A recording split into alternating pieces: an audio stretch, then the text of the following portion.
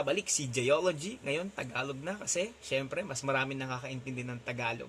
So ngayong araw na to gagawa ko ng panibagong video, obviously, no? Ang video na to ay isang reaction video na tulad ng hinihiling ng karamihan. Mag-react daw ako. Mag-react. So sige, gagawin natin. Susubukan ko kung paano mag-react kasi minsan wala akong emosyon talaga. So yan, so ngayon gagawa tayo ng isang reaction video tungkol sa isang paboritong pagkain ng mga bata at karamihan, which is yung hotdog. Kasi may mga sinasabi sila yung hotdog daw gawa sa bulate. Yung mga cultured worms daw. Ganun. So, tignan natin kung malalaman natin kung yun ba ay totoo o hindi. So, ito na yung ating reaction video. Hot dogs are an all-American fare, Sa but atin most rin, likely sa it was kanila, German sausage makers who kulay. first came up with the idea. In fact, there are reports of German immigrants selling them from push carts in New York's Bowery as far back as the 1860s. A century and a half later, hot dogs are still the #1 Sa treat atin on the street. putlong na yun.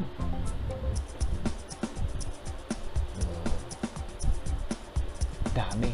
Traditional hot dogs are made from a mix of pork, beef, and chicken. Pork, meat, or chicken. The Sabi cuts nila they start bulati with are daw. called trimmings, pieces of meat left over from cutting steaks or pork chops. Daming meats yun. Grind. The trimmings are ground the same way butchers chop up hamburger meat, by pushing the cuts through grated metal plates. Yeah, parang bulati. Parang intestine. Alam mo yun? Intestine sa...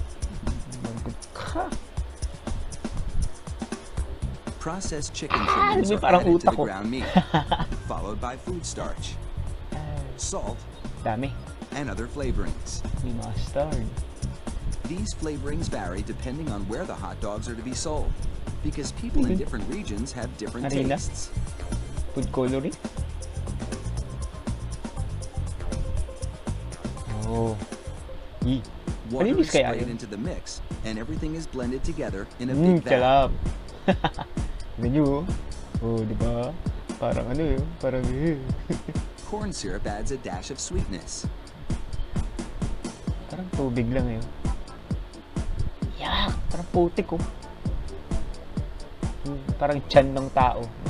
The addition of even more water helps to disperse the ingredients and make the hot dogs juicier. Juicy na. Another machine then purees the meat batter into a fine emulsion and vacuums out any air. There. Parang dinurog na utak. Long rolls of cellulose tubing are loaded into the stuffing machine. Uy, hotdog na. It pumps the meat puree into these casings, twisting it every 5 1/4 inches, the length of one hot dog. Dami yun. Ilang hotdog kayo It sa takes isang just araw? 35 seconds to make a chain of hot dogs that would span a soccer field twice. Wow, hotdog haven. Then, 3 of those hot dog chains are linked together to make an even longer string, and they're loaded several at a time into another machine which drapes the hot dogs onto moving racks. The process is carefully timed so that a Galing mo twist always sakto. lands on the bar. 3, 4, 5. The racks shunt the hot dogs through a liquid smoke shower, then into an oven with several cooking zones.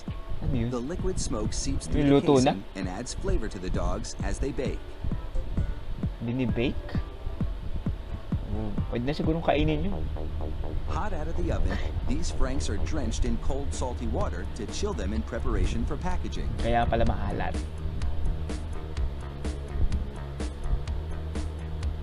The hot dogs then file down to an unloading zone. Oh, Here, a machine pulls them off the bars onto a conveyor.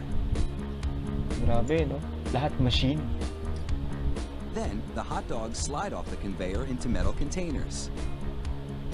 If you've been wondering about those black stripes on the casings, all is about to be revealed. Oh, The stripe is a marker attached to the casing.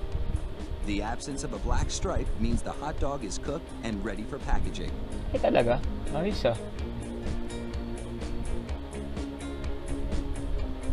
Inside the peeler machine, Siguro a din ako tiny makain knife ng slits hotdog each yung mga casing yun. along the Sawa top. na. Then, steamy air blows the casings right off the dogs. This machine peels 700 hot dogs a minute. Wow.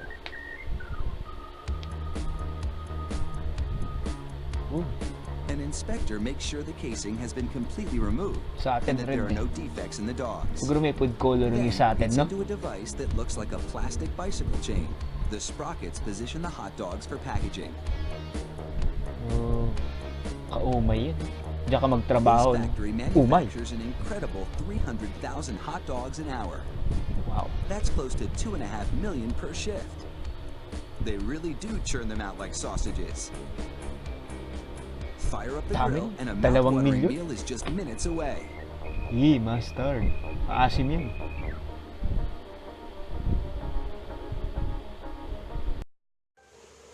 So yon ang ating reacts video. Reacts. R-E-A-X. So sana nagustuhan nyo sa susunod panibagong reaction video kasi wala akong maisip na content. See you.